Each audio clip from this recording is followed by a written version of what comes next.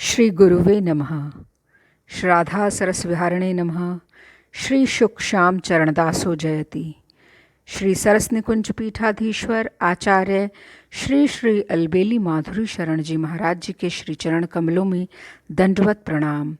जय जय श्री राधे श्याम। श्री राधे। हमें गुरु अपनी सी कर लेना, अपना रंग भावना अपनी, अपनी रहनी गहनी देना। आज श्री श्री सरस माधुरी शरण जी महाराज जी के शिष्य परम विरक्त श्री श्रीमती शरण जी महाराज, मेरे सतगुरु भगवान के जन्मोत्सव पर आप सभी को बहुत बहुत बधाई। आज महाराज जी के जन्मोत्सव पर प्रस्तुत है डॉक्टर अवध बिहारी लाल कपूर द्वारा रचित ग्रंथ ब्रज के भक्त से श्री कृष्ण प्रेम, रोनाल्ड निक्सन और माँ यशोदा का चरित्र। श्री कृष्ण प्रेम और माँ यशोदा। रोनाल्ड निक्सन का जन्म 10 मई सन 1898 को इंग्लैंड के एक धर्मपारायण परिवार में हुआ। कैम्ब्रिज विश्वविद्यालय से उन्होंने अंग्रेजी साहित्य में स्नातक परीक्षा उच्चतर सम्मान के साथ पास की। विद्यार्थी जीवन में ही उनके आत्मिक संस्कार धीरे धीरे प्रकट होने लगे। स्नातक परीक्षा पास कर लेने के पश्चात उन्होंने ईसाई धर्म, बौद्ध धर्म और थियोसॉफी के कुछ ग्रंथों का गहराई से अध्ययन किया। उसी समय बज उठी प्रथम विश्व युद्ध की भीषण भेरी। उन्होंने निश्चय किया देश की सुरक्षा सेना में योग देने का। रॉयल एयरफोर्स में भर्ती हो संभाला बम वर्षक विमान के चालक का गुरुतर दायित्व। हठात वायुसेना को आदेश मिला जर्मन अधिकृत बेल्जियम में नए आक्रमण के लिए जमा हो रही सेना को बम्बार्ड करने का।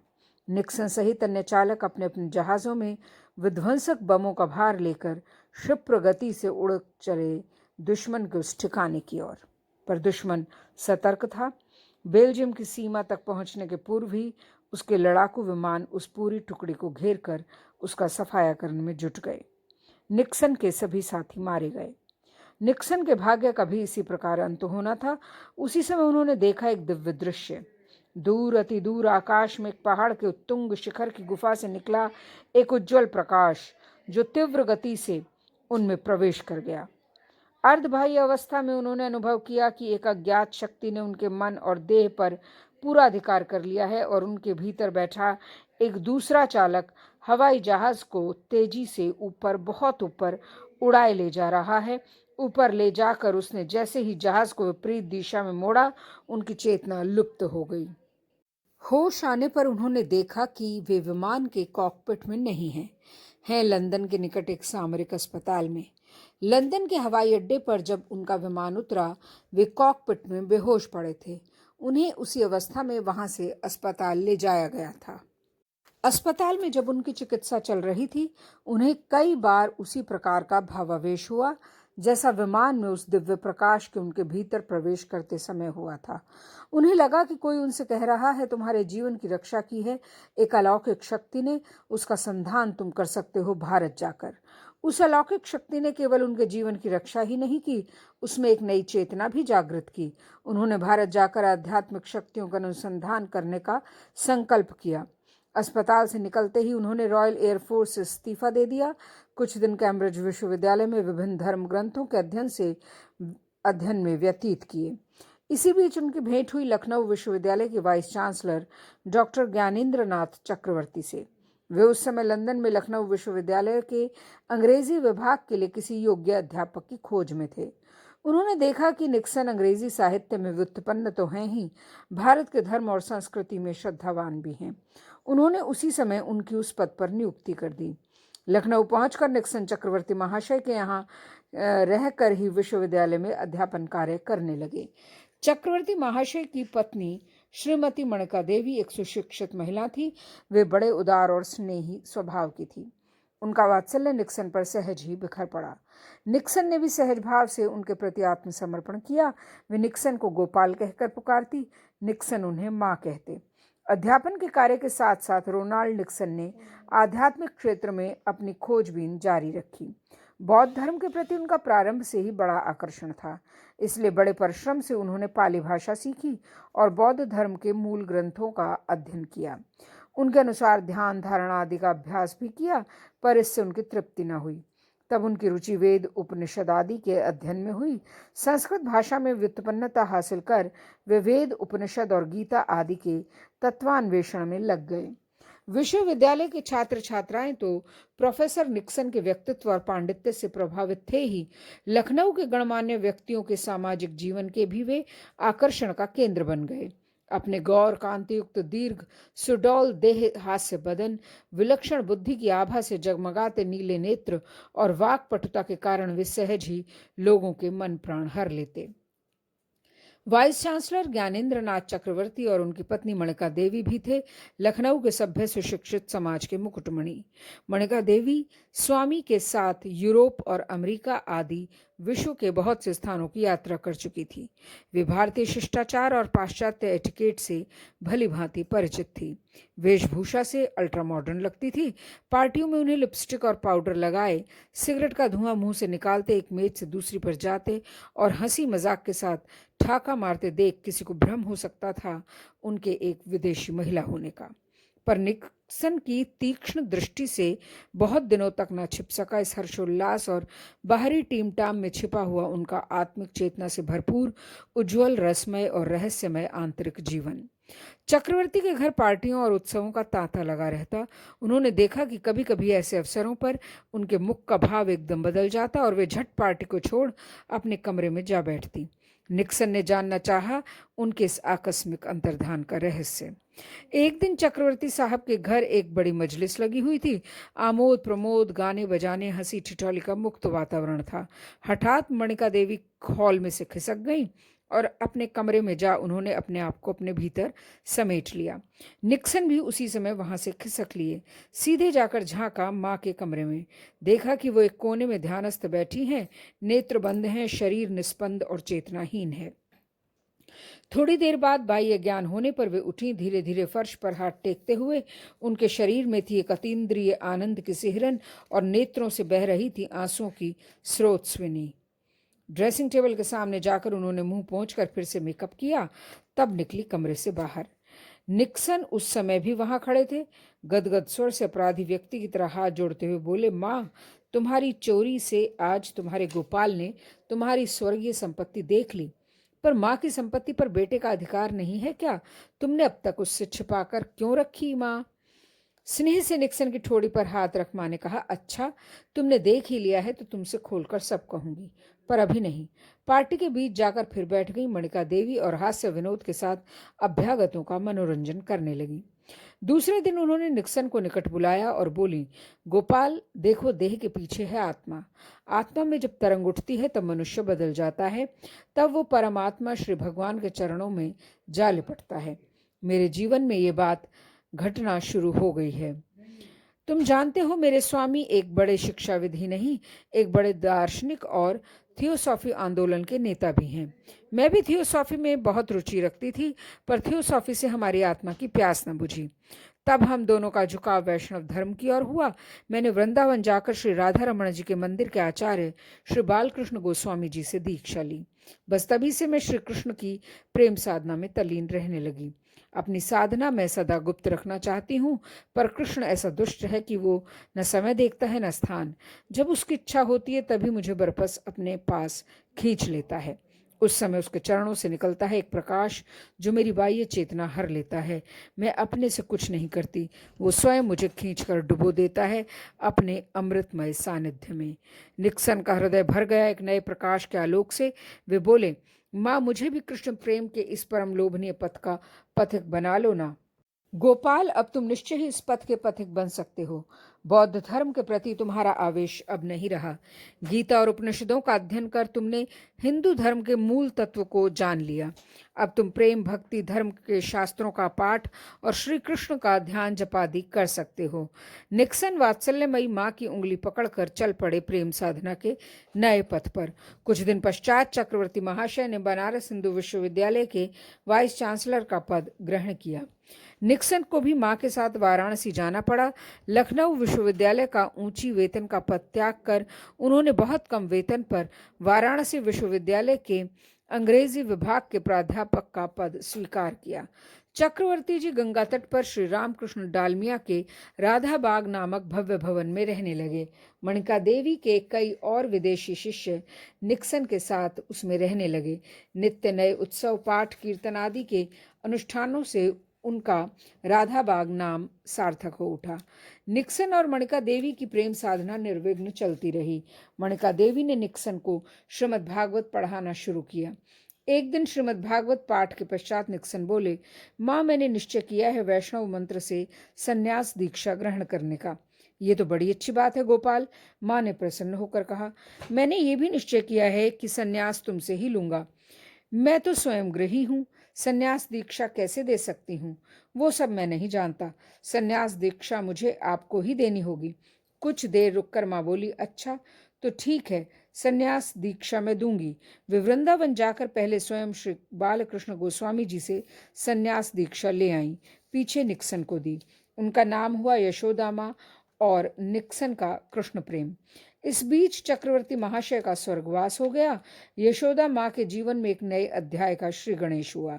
उन्होंने अपने धर्मपुत्र और अपनी पुत्री मती रानी को लेकर प्रवेश किया हिमालय की गोद में। अल्मोड़ा से 14 मील दूर मिर्तोला में योगेश्वर शिवस्थान के निकट एक आश्रम और मंदिर का निर्माण किया। मंदिर से सन्निहित भूमि का नाम रखा उत्तर वृंदावन।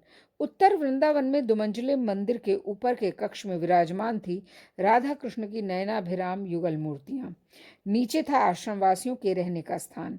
उससे संलग्न एक कक्ष था भागवत पाठ और अतिथियों के लिए, और एक यशोदा माँ के स्थानीय बालक बालिकाओं को पढ़ाने के लिए। आश्रम के एक और थी एक छोटी धर्मशाला, कैलाश और योगेश्वर जाने वाले यात्रियों और साधुओं के विश्राम के लिए। आश्रम के चारों ओर ठाकुर के लिए फूलों का बगीचा था और खेती की भूमि। आश्रम से कुछ ऊपर पहाड़ पर था स्थानीय लोगों की चिकित्सा के लिए एक चिकित्सालय। कृष्ण प्रेम के कैम्ब्रिज के साथ ही डॉक्टर अलेक्जेंडर डॉक्टरी की ऊंची डिग्री लेकर लखनऊ के एक बड़े अस्पताल में काम कर रहे थे। वे भी कुछ दिन बाद उनसे मंत्र और संन्यास दीक्षा लेकर आश्रम में रहने लगे। उनका नाम था हरिदास। माधव आशीष नाम के एक और अंग्रेज सन्यासी कृष्ण प्रेम से संन्यास दीक्षा लेकर आश्रम की ठाकुर सेवा में उनका हाथ बटाने लगे। वे थे द्वितीय विश्व युद्ध के समय बंगाल के हवाई अड्डे के ग्राउंड इंजीनियर। वे उनके साथ अपनी पहली भेंट में ही श्री गुरु सेवा और श्री कृष्ण सेवा में जीवन उत्सर्ग करने के लिए विवश हो रो पड़े थे। ये लोग उत्तर वृंदावन के दिव्य परिवेश में और यशोदा माँ के अपार्थिव सानिध्य और अनुगत्य में रहकर भजन करने लगे। यशोदा माँ जैसे उनके प्राण थी और वे उनके अंग प्रत्यंग। यशोदा माँ के दिव्य स्वरूप की एक झलक मिलती है सन 1943 के अप्रैल मास की एक संध्या की कुछ घटनाओं से, जिनके प्रत्यक्षदर्शी थे विश्वविख्यात गायक, लेखक, कवि और भक्त श्री दिलीप कुमार राय, जो उनके आश्रम में उस समय ठहरे हुए थे। माँ उस समय बहुत अस्वस्थ थी। वे मंदिर के बगल के कमरे में शैया पर लेटी रहती थी। आवश्यकता होने पर बड़े कष्ट से किसी के सहारे 1-2 कदम चल पाती थी। दिलीप कुमार ने अपनी अंग्रेजी पुस्तक योगी श्री कृष्ण प्रेम में उस संध्या के अपने अनुभवों का वर्णन इस प्रकार किया है। संध्या आरती के पश्चात उस दिन हम लोग मंदिर के जगमोहन में बैठे कीर्तन के लिए। मती रानी मंदिर की देहली के निकट बैठी, कृष्ण प्रेम उसके बगल में मेरी बाईं ओर, अलेख मेरे दाहिने ओर। कृष्ण प्रेम ने मुझसे गाने को कहा। वृंदावन लीला का मेरा एक गीत जो ग्रामोफोन के माध्यम से बहुत लोकप्रिय हो चुका था। मैंने उसे कई बार जलसों में गाया था, पर उस दिन जिस प्रकार भाव विभोर होकर गाया वैसा पहले कभी नहीं गाया था। गाते गाते मैं अपने आप में खो गया और मेरे नेत्रों से अश्रुओं का प्रपात बह निकला। जब गाना समाप्त हुआ सब लोग शांत और स्तब्ध बैठे रह गए। कुछ देर बाद मैंने सर उठाया तो देखा कि कृष्ण प्रेम के नेत्रों में पानी भरा था और मती रानी आंसू पोंछ रही थी। अलेख ने सबसे पहले मौन भंग करते हुए कहा, कृष्ण प्रेम, जानते हो माँ बरामदे में खड़ी गाना सुन रही थी। कृष्ण प्रेम चौंक पड़े। माँ, हे भगवान, वे उस लंबे रास्ते से कैसे अकेली चलकर आ गईं? वे मूर्छा खाकर गिर सकती थी। मती रानी ने भय और विस्मय से कहा, बरामदे में ठिरन भी गजब की है। अलेख ने कहा, मैंने उन्हें बहुत देर में देखा जब वे दिलीप के गान का अंतिम शब्द सुनकर जाने लगी थी। परंतु ये कैसा पागलपन! वे कितना अस्वस्थ हैं। ऐसे में ठंड कितनी घातक हो सकती है, कृष्ण प्रेम ने कहा। हमने मंदिर की देहली लांघ कर झट उनके कमरे में प्रवेश किया। माँ मती रानी के देहली पर बैठे रहने के कारण पीछे के रास्ते से आई थी। वे पलंग पर मूर्ति सी बैठी थी। मोमबत्ती की रोशनी में उनके कपोलों पर दो अश्रु धाराएं चमक रही थीं। कृष्ण प्रेम ने कहा, माँ तुम कैसे? वे इतना ही कह पाए थे कि मती रानी ने उन्हें इशारे से रोकते हुए कहा, देखते नहीं, माँ भाव समाधि में है। थोड़ी देर में उन्होंने आंसुओं से डबडबाते अपने नेत्र खोले और एक आनंदमयी मुस्कान के साथ मुझे अपने निकट बैठ जाने को कहा। मैं कुछ झिझकते हुए उनके पलंग पर उनके निकट बैठ गया। दूसरे लोग नीचे चटाई पर बैठ गए। उन्होंने मेरे कंधे पर हाथ रखते हुए प्यार से पूछा, बेटा तुमने देखा? देखा? क्या देखा माँ? मैंने आंख फाड़कर उनकी ओर देखते हुए पूछा। ठाकुर को? क्या, श्री कृष्ण को? हाँ हाँ, उसी को, उन्होंने मुस्कुराते हुए कहा। और वे लड़खड़ाते शब्दों में अश्रु विसर्जन करते हुए कहती गईं, तुम जब गीत की अंतिम पंक्तियां गा रहे थे तब तब वो आया। पहले मेरे कमरे में 1 सेकंड खड़ा रहा, फिर देहली लांग कर गया तुम्हारे पास। मैं उधर से न जा सकी, दूसरी तरफ से गई। बरामदे में जाकर मैंने देखा देखा कि वो तुम्हारे पास खड़ा सुन रहा है। हाँ, मैंने अपनी आंखों से, जैसे मैं उसे अक्सर देखती हूँ। तुमने नहीं देखा उसे? नहीं माँ, पर मैंने अनुभव किया कि मेरी बात बीच से ही काट कर, जैसे उन्होंने कुछ सुना ही नहीं, वो फिर कहने लगी, सचमुच वो तुम्हारे बगल में सुन रहा था और तुम्हें प्यार से अपलक देख रहा था। मैंने उससे कहा, ठाकुर उसे चक्षु दो जिससे वो तुम्हें देख सके। दिलीप तुम धन्य हो। मैंने झुककर उनके चरण चूमे और रो दिया। उन्होंने मेरे सिर पर हाथ फेरते हुए मुझे आशीर्वाद दिया। कुछ देर चुप रहने के पश्चात मैंने साहस बटोरते हुए उनसे कहा, तुम तो कृष्ण को सभी समय देखती होगी माँ। हाँ, सब समय देखती हूँ, पर हृदय में, बाहर नहीं। क्यों नहीं माँ? कुछ रुक कर वे बोली, मैंने एक बार उससे पूछा था। उसने कहा, यदि मैं बहुत बार तुम्हारे समक्ष प्रकट हूँ तो तुम्हारा शरीर अधिक समय न रह सकेगा। उस दिन जैसे माँ का करुणा स्रोत फूट पड़ा।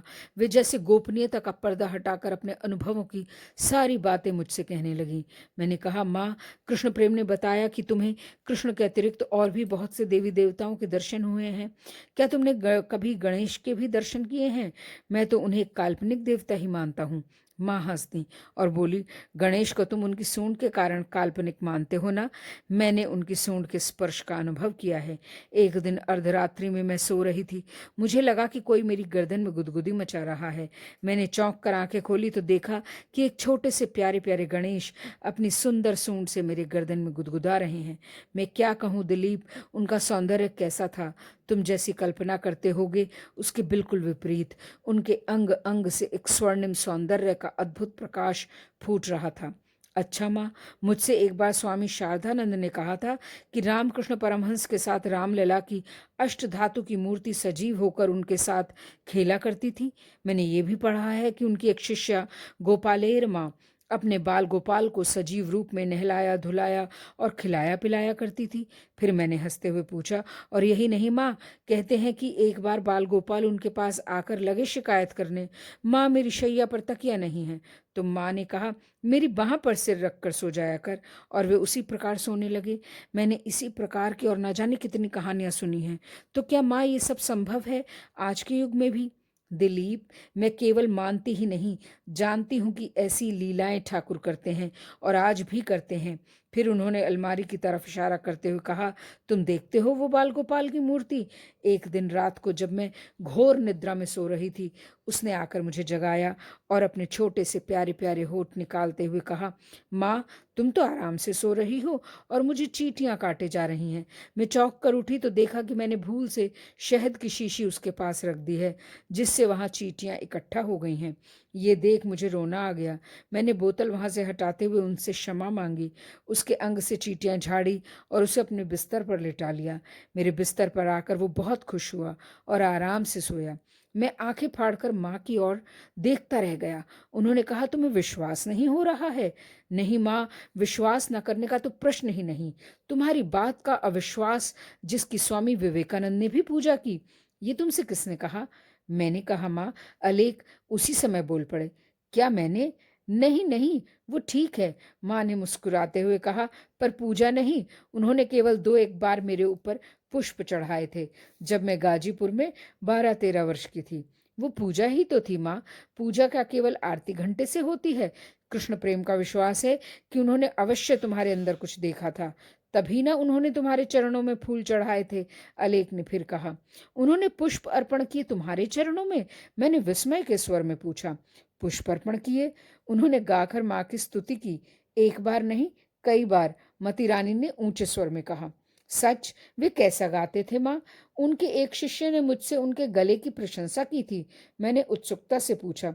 ओह, वे एक अद्भुत गायक थे। मैं अक्सर गोपाल से कहा करती हूँ, मैंने अपने जीवन में गायक देखे हैं तो दो ही, एक स्वामी जी और दूसरा मेरी। और मुस्कुराते हुए, दूसरे का नाम बताऊं क्या? मैंने झट विषय को बदलते हुए पूछा। माँ, तुमने गाजीपुर में पौहरी बाबा को देखा है क्या? ओह, वे तो योगियों में राजा थे। उन्होंने सम्मान पूर्वक हाथ जोड़कर माथे से लगाते हुए कहा। उनका जैसा तेज मैंने आज तक किसी मनुष्य के चेहरे पर नहीं देखा। नहीं माँ, मती रानी फिर शरारत भरी मुस्कुराहट के साथ बोल पड़ी। दिलीप दा के गान की प्रशंसा करने के पश्चात तुम्हें कहना चाहिए, मैंने अपने जीवन में केवल दो ही मनुष्यों के मुख पर ऐसा तेज देखा है, एक पौहरी बाबा और दूसरा, कृष्ण प्रेम की ओर देखकर मुस्कुराते हुए, दूसरे का नाम बताऊं क्या? चुप रहो मती, कृष्ण प्रेम ने भ्रकुटी चढ़ाते हुए डांट कर कहा। पौहरी बाबा बड़े चमत्कारी पुरुष थे ना माँ? मैंने कौतूहलवश पूछा। माँ हंस दी। सुनो उनके चमत्कार की एक बात। मैं उस समय 14-15 वर्ष की थी। मैंने सुना पौहरी बाबा भंडारा कर रहे हैं। जितने भी साधु आएंगे सबको एक एक धोती और लोटा देंगे। मैंने सोचा कि छोटी सी गुफा में रहने वाले विरक्त बाबा जी कहाँ से कैसे इतने बड़े भंडारे की व्यवस्था करेंगे। इसमें क्या रहस्य है, ये जानने के लिए मैं भी लड़के का भेष बना साधुओं की लाइन में जा लगी। लाइन के साथ एक एक कदम आगे बढ़ती गई। जैसे ही गुफा के सामने पहुंची, बाबा मुझे लोटा धोती देने को हुए। मैं छलांग मारकर गुफा के भीतर चली गई। मैंने इसकी बिल्कुल चिंता ना की कि बाबा और बाहर के लोग क्या कहेंगे। और जानते हो मैंने भीतर क्या देखा? क्या देखा माँ? माँ खिलखिलाकर हंस पड़ी और बोली, गुफा बिल्कुल खाली थी। उसमें ना कोई लोटा था, न धोती। थोड़ी देर और इसी प्रकार की कुछ बातें होती रही। अंत में मैंने कहा, माँ, एक बात पूछूं? मुझसे ध्यान बिल्कुल नहीं होता। बहुत चेष्टा करता हूँ, पर किसी प्रकार मन एकाग्र ही नहीं होता। मुझे क्या करना चाहिए? माँ ने मेरी पीठ ठोकते हुए कहा। तुम केवल ठाकुर के लिए गाया करो। तुम्हें ठाकुर गान से मिलेंगे, ध्यान से नहीं। मैंने आज जो देखा उससे मुझे पूरा विश्वास है, ठाकुर तुम्हारे ऊपर कृपा अवश्य करेंगे। कृष्ण प्रेम अपने शिष्यों के सहयोग से यशोदा माँ द्वारा निर्दिष्ट गौड़ीय वैष्णव रीति के अनुसार ठाकुर सेवा का प्रत्येक कार्य बड़ी निष्ठा और शुद्धता से करते। वे भिक्षा कर ठाकुर के लिए अन्न जुटाते, ठाकुर की रसोई भी अधिकतर स्वयं बनाते। इस कार्य में वे कितना दक्ष थे और ठाकुर उनके द्वारा प्रस्तुत किया हुआ भोग कितने प्रेम से आरोगते थे, ये एक दिन की विशेष घटना से स्पष्ट है। उस दिन आश्रम वासियों ने बहुत अच्छा घी संग्रह किया था। कृष्ण प्रेम ने बड़े जतन से ठाकुर के लिए हलवा बनाया, भोग निवेदन कर दरवाजा बंद कर दिया। बाहर बैठकर सब लोग करने लगे जप और ध्यान। कुछ देर में कृष्ण प्रेम हठात उठे और बोले, लगता है ठाकुर ने आज हलवा बड़े प्रेम से पाया है। चलो देखें उन्होंने क्या सचमुच आरोगा है। यशोदा माँ पास बैठी थी। गोपाल की बात सुन वे कुछ मुस्का दी। उसी समय सब लोगों ने ठाकुर घर में प्रवेश किया। सचमुच ठाकुर आधे से ज्यादा हलवा खा गए थे। उनकी उंगली के निशान भी हलवे में बने हुए थे। ये देख सब लोग आनंद से उन्मत्त हो नृत्य कीर्तन करने लगे। यशोदा माँ का ठाकुर के प्रति वात्सल्य भाव था। कृष्ण प्रेम को भी वे अपना पुत्र मानती थी। इस दृष्टि से कृष्ण प्रेम के बड़े भाई होते थे। ठाकुर को इस रिश्ते से इनकार कब था? वे तो चाहते ही हैं कि कोई उन्हें अपना बंधु, अपना भाई, पुत्र या स्वामी कुछ माने, जिससे वे भी उसी भाव से उसे अपना मानकर उससे प्रेम रस का आस्वादन कर धन्य हो। एक दिन रात को सोते समय कृष्ण प्रेम के कान में आवाज आई, दादा, दादा। उन्होंने चौंक कर चारों ओर देखा पर कोई नहीं दिखा। आवाज को अपना भ्रम समझकर उन्होंने आंखें मीच ली। फिर वो मधुर स्वर, दादा। इस बार स्पष्ट लगा कि आवाज मंदिर के भीतर से आ रही है, पर मंदिर में तो कोई है नहीं ठाकुर के सिवा। तो क्या ये ठाकुर की आवाज है? सोचते सोचते जैसे ही वे मंदिर के निकट पहुंचे, उन्होंने फिर सुना, दादा, शीत लागचे, जंगला खुला आचे दादा, ठंड लग रही है, जंगला खुला है। उनका शरीर कांप गया। झट मंदिर का दरवाजा खोलकर जंगले का दरवाजा बंद किया। ठाकुर को अच्छी तरह उड़ाकर सुला दिया। उड़ाते समय मृदु स्वर में उन्होंने कहा, ठाकुर तोमा के वो शीत लागे, ठाकुर तुम्हें भी ठंड लगती है। उसी समय ठाकुर के नेत्रों से 2 अश्रु बिंदु टपक गए। ये देख कृष्ण प्रेम का प्रेम सिंधु उथल पड़ा, वे स्थिर न रह सके। हाँ ठाकुर कह स्वयं भी रो पड़े। फिर किसी प्रकार अपने को संभाल कर बहिर्वास से ठाकुर के आंसू पोंछ दिए। ठाकुर तो सो गए, पर कृष्ण प्रेम को नींद कहाँ। उनके कानों में अब भी गूंज रहा था ठाकुर का मधुर कंठस्वर। ठाकुर ने उन्हें दादा कहकर पुकारा था। मानो प्यार भरे इन 2 अक्षरों के माध्यम से अपना सारा प्यार उड़ेल दिया था उन पर। मानो ठाकुर के प्यार के बादल सहसा उमड़ पड़े थे उनके हृदय आकाश पर, और एक ही क्षण में उस प्रेम पयोधि का सारा जल उड़ेल गए थे उनके हृदय प्रांगण में। उनका क्षुद्र हृदय क्या झेल सकता था प्रेम की इस प्रबल बौछार को। बौछार का सारा जल झरझर बह रहा था और उनके दोनों नेत्रों से 2 जल प्रपातों के रूप में। इन प्रपातों का वेग क्या थमने को था कभी? ये तो नित्य बढ़ता ही गया, आजीवन सिक्त करता रहा उनके वक्ष को और सार्थक करता रहा उनके कृष्ण प्रेम नाम को। इस घटना के पीछे से बार बार झांक पड़ता है एक रहस्यमय प्रश्न, ठाकुर के आंसू आ जाने का कारण क्या था? कृष्ण प्रेम ने सहज भाव से यही न पूछा था उनसे, ठाकुर क्या तुम्हें भी ठंड लगती है? इसमें रो पड़ने की कौन सी बात थी? कौन से उनके मर्म स्थल से जा टकराया था कृष्ण प्रेम का ये साधारण प्रश्न? इसका उत्तर तो स्वयं ठाकुर ही दे सकते हैं। हमारी बुद्धि की क्षमता कहाँ जो उनके मर्म स्थल को छू भी सके। पर उनके चरण कमलों को हृदय में धारण कर कुछ अटकल लगाने में क्या कोई हर्ज है? ठाकुर के आंसू आ गए थे एक और बार भी, जब यशोदा माँ ने उन्हें स्तनपान करते अतृप्त अवस्था में गोद से उतार दिया था दूध उफनता देखकर। पर इस बार की अतृप्ति एक दूसरे प्रकार की थी। इस बार प्रश्न ठाकुर की उदर पूर्ति का नहीं, आत्म पूर्ति का, उनके अंतरतम आत्मा की पूर्ति का था। ठाकुर के अंतरतम आत्मा का संबंध अपने भक्तों से है, उनके प्रेम रस निर्यास से है। उन्हें जितना अपने भक्त प्रिय हैं उतना और कोई प्रिय नहीं है। उन्हें जितना सुख अपने भक्तों की प्रेम सेवा से मिलता है उतना अपने आनंद स्वरूप आत्मा से भी नहीं मिलता। उनके साधक भक्त उनकी साक्षात सेवा ऐसे तो कर नहीं सकते जैसे उनके सिद्ध भक्त करते हैं। इसलिए जब वे उनकी सेवा की इच्छा करते हैं तो वे विग्रह रूप में साक्षात प्रकट होकर उनकी सेवा ग्रहण करते हैं। इस प्रकार साधकों का कल्याण तो होता ही है, क्योंकि उन्हें माया बंधन से मुक्ति मिलती है, उनकी अपनी भी आत्म तृप्ति होती है। भक्त प्रेम से उनकी सेवा करता है, वे प्रेम से उसे ग्रहण करते हैं। भक्त प्रेम से खिलाता है, वो प्रेम से खाते हैं। भक्त प्रेम से नहलाता धुलाता है, वो प्रेम से नहाते धोते हैं। भक्त प्रेम से तरह तरह के वस्त्राभूषण धारण कराता है, वे प्रेम से धारण करते हैं। भक्त जो कुछ भी उनके लिए प्रेम से करता है वे उसे प्रेम से अंगीकार करते हैं। ठाकुर को भक्त का नहलाना धुलाना पहराना उड़ाना खिलाना पिलाना तृप्तिकर हो सकता है तभी जब उन्हें इन सब की सचमुच आवश्यकता हो, इसकी सच्ची भूख हो। यदि कोई ये माने कि पूर्णात पूर्ण आप्त काम पूर्ण काम भगवान को भूख प्यास कैसी, तो वो भले ही माने।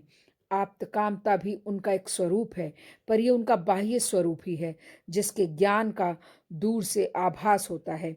उनका वास्तविक स्वरूप आंतरिक और निज स्वरूप वो है जिसका भक्त को निकट से अनुभव होता है। उसे भूख प्यास गर्मी सर्दी सभी कुछ व्याप्ति है, पर उसकी तृप्ति होती है केवल भक्त द्वारा प्रेम से दिए गए उपकरणों से। वो भक्त की प्रेम सेवा का भूखा रहता है। भक्त की प्रेम सेवा उसे उतनी ही तृप्तिकर होती है जितनी भक्त में प्रेम सेवा की भूख होती है।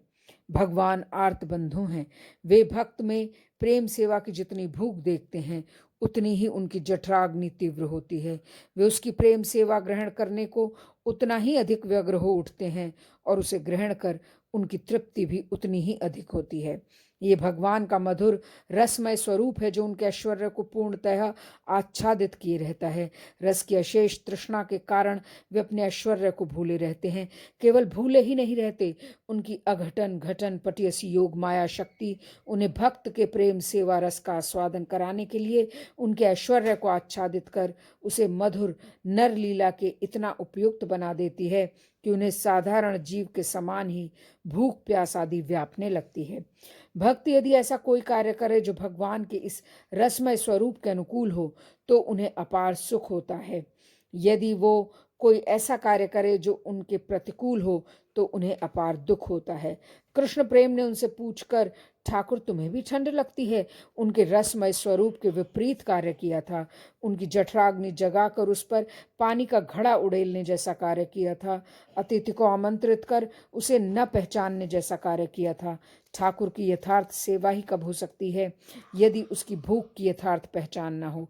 ठाकुर ने कृष्ण प्रेम के प्रश्न का जैसा उत्तर दिया, आंसू बहाकर, वैसा वे कुछ कहकर नहीं दे सकते थे। ठाकुर के उन आंसुओं की कीमत कृष्ण प्रेम से अधिक और कौन जान सकता था। उन्होंने अपने बहिर्वास के उस छोर को फाड़ लिया जिससे आंसू पोंछे थे, उसे एक चांदी के ताबीज में आजीवन लगा रखा अपनी छाती से। ठाकुर और ठकुरानी की मनोज्ञ प्रेम लीला के भी कृष्ण प्रेम को कभी कभी दर्शन होते। एक दिन सदा की भांति वे ठाकुर ठकुरानी को शयन करा मंदिर के दरवाजे का ताला बंद कर सो गए। दूसरे दिन प्रातः दरवाजा खोलकर मंदिर के भीतर गए तो देखा एक अद्भुत दृश्य।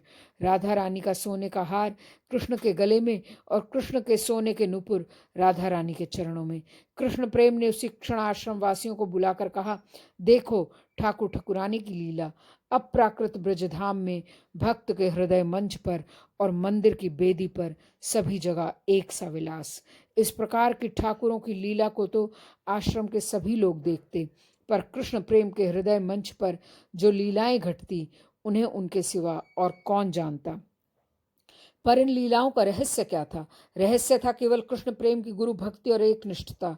कृष्ण प्रेम के लिए यशोदा माँ का एक एक शब्द, उनका एक एक निर्देश वेद वाक्य के समान था।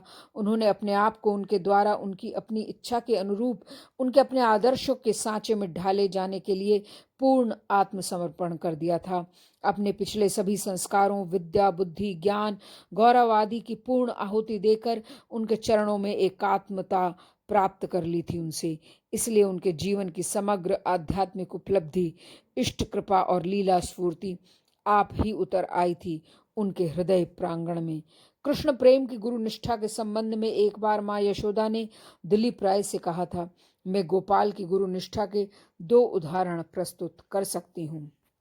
एक तो ये कि उसने जब मुझसे पहले शिष्य रूप में उसे स्वीकार करने को कहा तो मैंने कहा, मैं तुम्हें शिष्य रूप में स्वीकार तभी कर सकती हूँ जब तुम ये वचन दो कि तुम्हें जीवन भर कोई आध्यात्मिक उपलब्धि ना हो तो भी तुम मेरा और भक्ति पथ का त्याग न करोगे। मैं तो जानती थी कि यदि उसने ये वचन दे दिया तो उसे आध्यात्मिक उपलब्धि न होने का कोई प्रश्न ही नहीं। पर मैं उसे बता देना चाहती थी कि गुरु दीक्षा ग्रहण करने में पूर्ण समर्पण आवश्यक है। उसमें किसी प्रकार की शर्त या सौदे की गुंजाइश नहीं है। उसने मुझे ये वचन दिया और कार्य, मन और वाक्य से सहर्ष अपने आप को मुझे समर्पित कर दिया, वैसे ही जैसे बच्चा पूर्ण विश्वास के साथ अपने आप को माँ को समर्पित कर देता है। दूसरा उदाहरण एक चमत्कारिक घटना है जो कभी न घटती होती यदि वो मुझे केवल अपनी माँ ही मानता होता। घटना इस प्रकार है, वो बाहर बैठा ध्यान कर रहा था। उस समय किसी कीड़े ने उसके टखने में काट लिया। वहां सेप्टिक हो गया। उसका जहर बराबर बढ़ता गया। अलेख और 2 डॉक्टरों को बुलाया गया पर वो किसी प्रकार उसे बढ़ने से न रोक सके। वो इतना बढ़ गया कि उन्होंने उसकी टांग काट देने की सलाह दी। तब मैंने उन्हें रोका और कहा, गोपाल ठीक हो सकता है यदि वो सारी दवाइयां बंद करके केवल ठाकुर का चरणामृत ले। गोपाल झट तैयार हो गया। डॉक्टरों की सलाह की उसने तनिक भी परवाह न की और सचमुच वो बिल्कुल ठीक हो गया, केवल ठाकुर के चरणामृत के प्रभाव से। शेष कथा हम कल श्रवण करेंगे। जय जय श्री राधे। जय जय श्री राधे। श्री राधा सरस बिहारी लाल की जय।